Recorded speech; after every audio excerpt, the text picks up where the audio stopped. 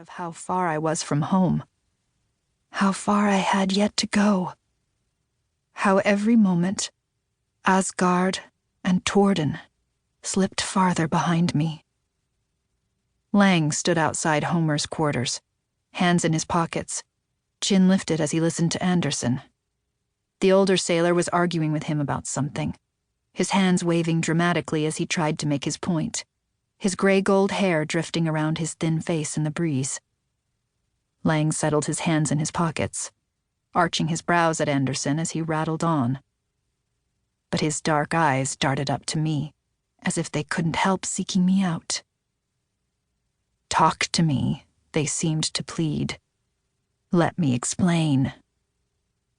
Lang was my captain, my friend, the boy with the sensitive face and the wry laugh and lean, ink-covered hands, who I'd come to trust so easily.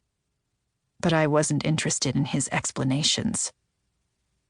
He'd talked on and on after we'd left Norge the night before, justified himself and his choice to smuggle the Zongtong's weapons to those resisting the Imperia Jotna, and waited for me to say that I understood. On and on he'd talked. I'd said nothing. I refused to set him at ease.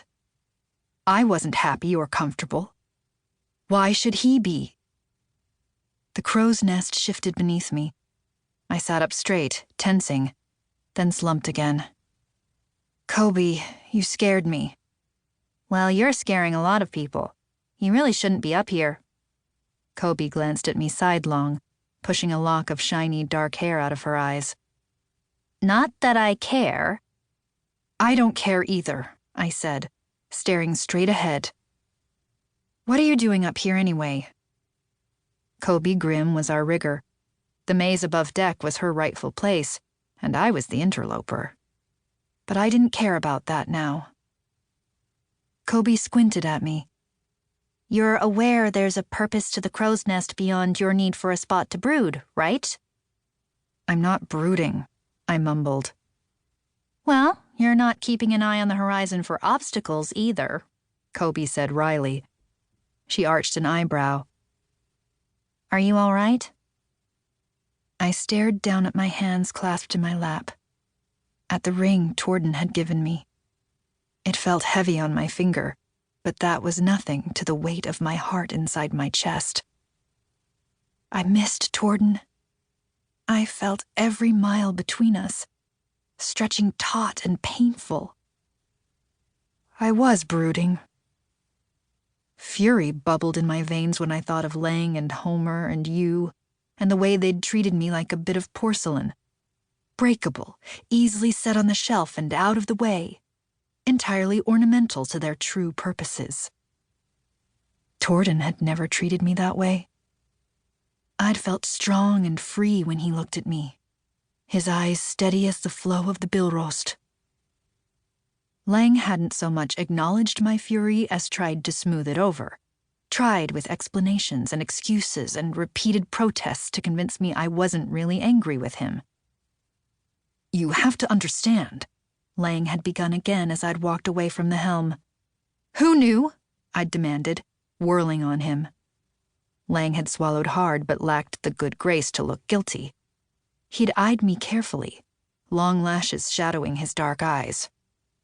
"Some did, some didn't." "That's not a straight answer," I'd spat. My gaze had darted between the faces of the crew, uncertain where to land, uncertain which of them were safe. They stared at me, expressions strained, nothing like the family who'd sat with me at dinners in the galley, telling stories by lamplight. Homer, who'd felt like my guardian. Vishnu and Basil and Will, who'd been so kind to me. Skap, whom I'd defended to Kongia Alfather of Norge when he'd fallen for his ward Anya.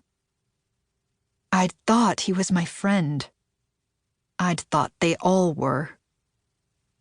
And yet, there I'd stood on the deck again, feeling just as I had on the day I'd left Potomac, the water choppy enough to throw me off balance, friendless and alone, and an utter fool.